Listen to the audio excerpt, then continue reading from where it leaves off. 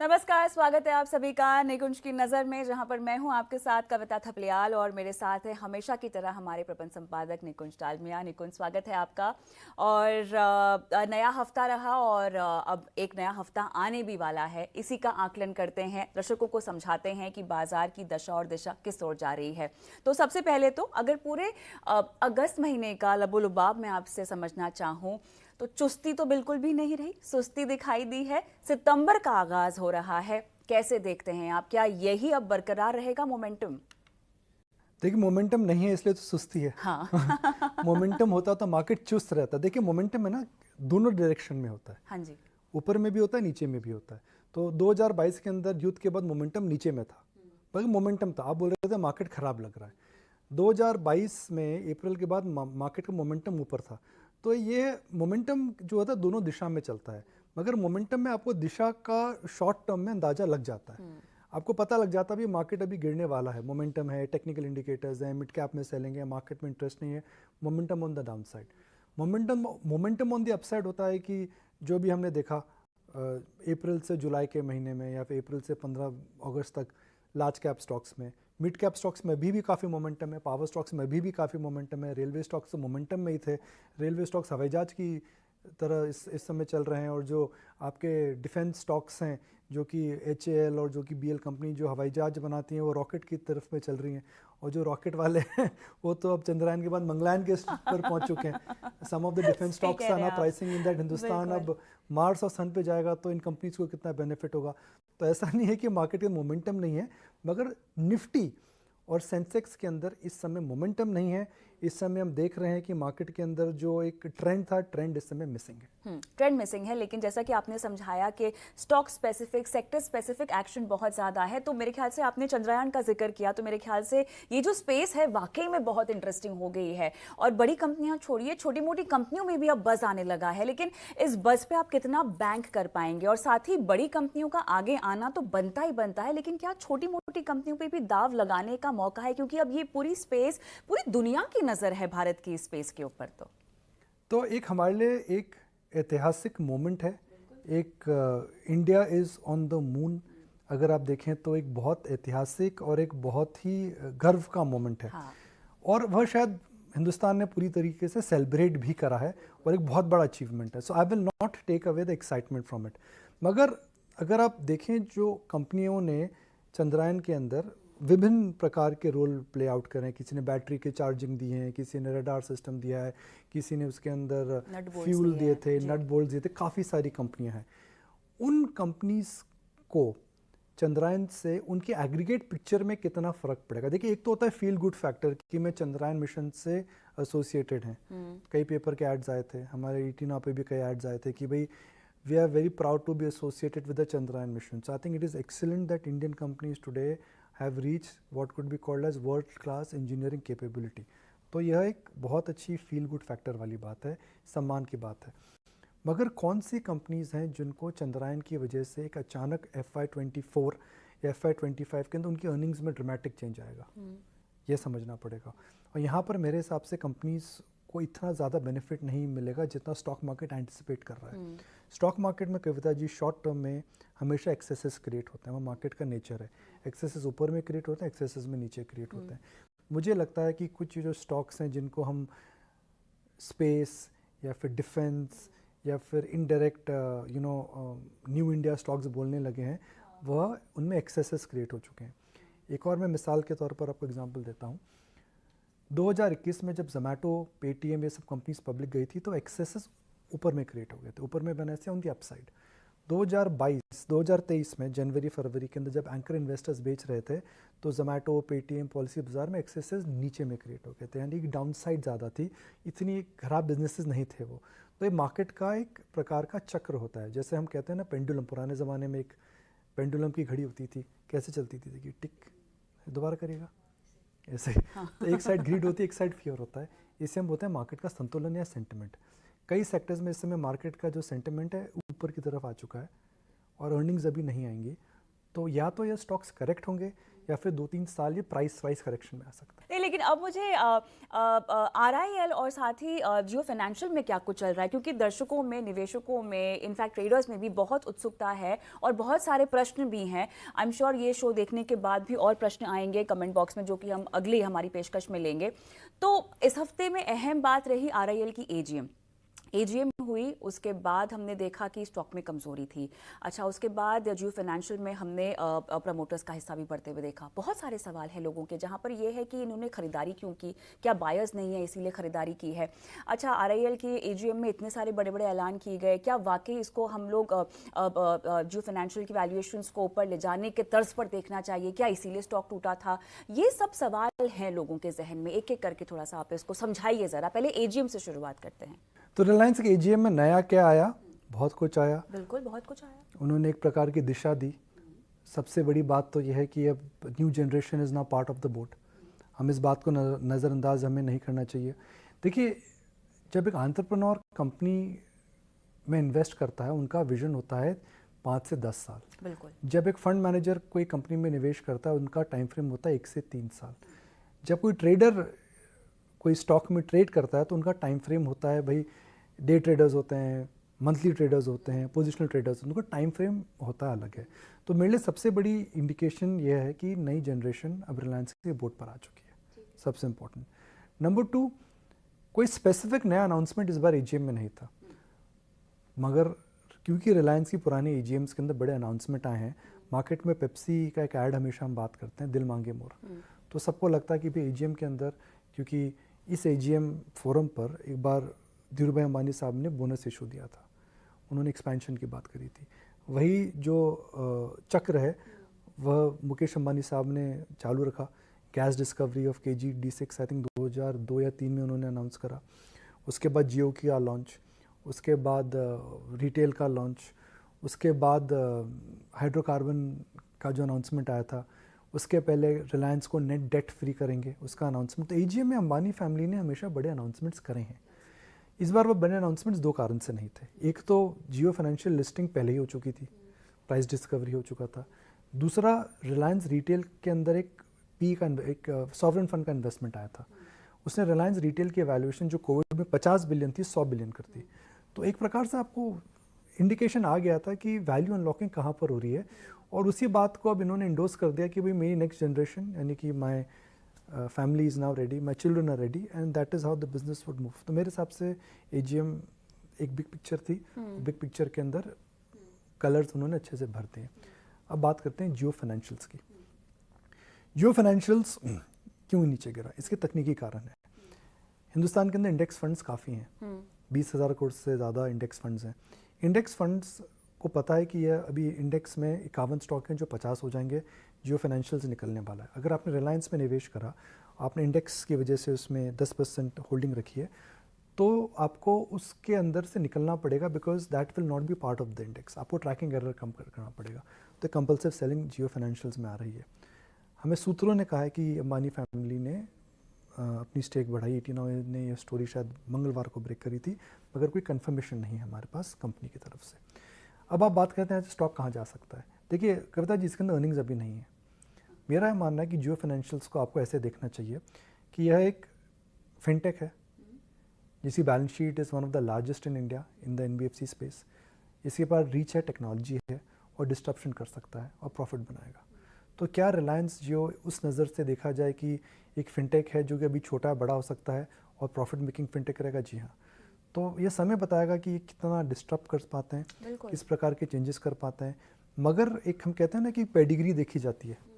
भाई आप पेडिग्री देखते हैं ना किसी कंपनी की, तो पेडिग्री के हिसाब से रिलायंस की कंपनी है, टेक्नोलॉजी के हिसाब से इसके पास प्लेटफॉर्म है, साइज़ के हिसाब से बैलेंस शीट साइज़ है, और ब्रांड के हिसाब से रिलायंस है। कुल मिलाकर अगर आप एक कढ़ाई के अंदर बढ़िया घी, बढ़िया चीनी, बढ़िया बेसन डालेंगे और ऊपर से आप उसके अंदर पिस्ता काजू लगाएंगे, तो बेसन का लड्डू तो अच्छा बनेगा ना। बिल्कुल। तो मुझे ये लगता है इंग्रेडिएंट्स हैं, कब बनेगा, कैसे बनेगा, क्या चीनी कम होगी, क्या चीनी ज़्यादा होगी, यह समय बताएगा।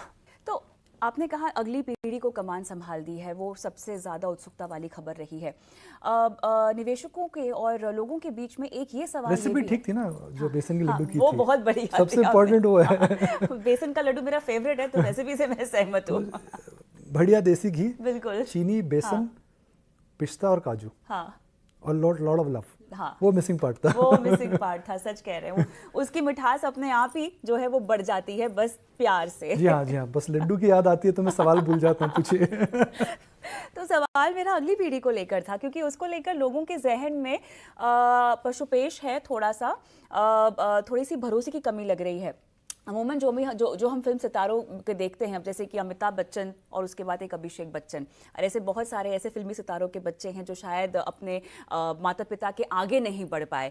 अभी जो नई पीढ़ी कमान संभाल रही है अधिकतर बिजनेसेस में, क्या ये उतना आगे बढ़ा पाएंगी कारोबार को?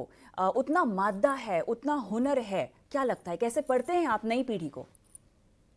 देखिए, लाइफ में कोई भी चीज़ इजी नहीं होती है। हाँ, मगर अगर आप रिलायंस की बात आप करें तो धीरूभाई अंबानी साहब में एक साइड मुकेश अंबानी जी, एक साइड अनिल अंबानी साहब।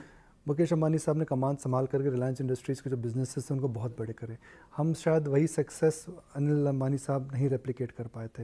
इंडिया में कई बिजनेस फैमिलीज़ हैं जहाँ के अंदर जनरेशन बाय जनरेशन अगर आप देखें तो काफ़ी अच्छा काम हुआ है। टीवीएस ग्रुप देखें, बिरला ग्रुप में अगर आप देखें, बीके बिरला जी, उनके बाद आदित्य बिरला, कुमार मंगलम साहब संभाल रहे हैं। साउथ के बहुत सारे प्रोमिनेंट ग्रुप्स हैं कि जो पीढ़ी पर पीढ़ी संभाल करके आगे चल रहे हैं। तो ऐसा नहीं है कि Hindustan has a rich culture where the new generation with has only taken their business empire forward. कुछ ऐसे एग्जाम्पल्स भी हैं जहाँ पर चेंज ऑफ जनरेशन की वजह से या रॉन्ग बिजनेस डिसीजन की वजह से कुछ business families clearly wipe out हो चुकी हैं। बिल्कुल, कभी और चर्चा करेंगे, मगर मेरे हिसाब से एक बाइनरी वर्जन हमें नहीं निकालना चाहिए। Whatever we've seen, whatever we've heard, whatever we know of the next generation of mister Mukesh Ambani, I think has a huge will have a, I mean अभी जो हमें समझ में आ रहा है they were very early involved. 2-3 AGM पहले अगर आप देखें तो उनके 2 बच्चे ईशा जी और आकाश जी ऑलरेडी अपने इंडिविजुअल बिजनेसेस के बारे में बता रहे हैं। तो I think they are already part of the business. आप बिरला फैमिली में आप देखें तो अनन्या बिरला और कुमार मंगलम साहब के जो लड़के हैं वह भी बिजनेस में आ चुके हैं। तो ऐसा नहीं है कि business, India has a rich history, again I am saying that, where the next generation has only taken things forward. बिल्कुल बिल्कुल, और यहाँ पर तो अपार संभावनाएं हैं करिश्मा करने की। लेकिन चलिए अब चर्चा को एक बहुत अहम मोड़ की ओर मैं लेकर जाना चाहती हूँ, और ख़ासतौर से जिक्र करना होगा म्यूचुअल फंड के निवेशकों का। और इनके बारे में हम तो बाद में चर्चा करेंगे ही, लेकिन पहले हमारे देश के प्रधानमंत्री का क्या कहना है वो आपको सुना देते हैं। भारत के लोग ज्यादा कमा रहे हैं तो ज्यादा इन्वेस्ट भी कर रहे हैं। 10 साल पहले भारतीयों ने म्यूचुअल फंड में करीब 8 लाख करोड़ रुपए इन्वेस्ट कर रखा था। आज भारतीयों ने करीब करीब 40 लाख करोड़ रुपए म्यूचुअल फंड में इन्वेस्ट कर रखा है। चलिए निकुंज, यहाँ पर हमने देखा किस तरह से म्यूचुअल फंड के जरिए निवेश बढ़ रहा है। प्रधानमंत्री ने खुद इस बात को माना है और संबोधन भी किया है, और ईटी नाउ स्वदेश लगातार यहाँ पर दर्शकों का मार्गदर्शन करता आया है। कम से कम वित्तीय साक्षरता को लेकर हमारी जो मुहिम है वो कहीं ना कहीं रंग लाती हुई दिखाई दे रही है। निकुंज, मैं थोड़ा सा श्रेय यहाँ पर हमारे चैनल को भी देना चाहूँगी, आपको देना चाहूँगी, जिनके बलबूते ये होता हुआ दिखाई दे रहा है। लेकिन दिल्ली हालांकि अभी भी दूर है, ये तो कहेंगे आप, ये तो आप मानेंगे आप। जहां तक पहुंचे हैं वो कितनी बड़ी सफलता है? देखिए, जो आज हम एसआईपी के नंबर्स देख रहे हैं, आज से 5 साल पहले एक प्रकार का सपना था वो, मगर आज जो हकीकत है ये नंबर जो है मुझे लगता है भी बिगनिंग है। बिल्कुल, the way Indians have invested in the past versus the way Indians are investing now, वो एकदम बदल चुका है। पहले आप देखते थे कि स्टॉक मार्केट एक एलीट क्लब होता था। इंडियन स्टॉक मार्केट के अंदर हर 10-15 साल के अंदर कोई ना कोई बड़ा स्कैम हो जाता था। आपके रेगुलेशंस अच्छी नहीं थी, आपके रेगुलेटर्स अच्छे नहीं थे, आपके एंटरप्रेन्योर्स अच्छे नहीं थे, आपका रिस्क मैनेजमेंट अच्छा नहीं था।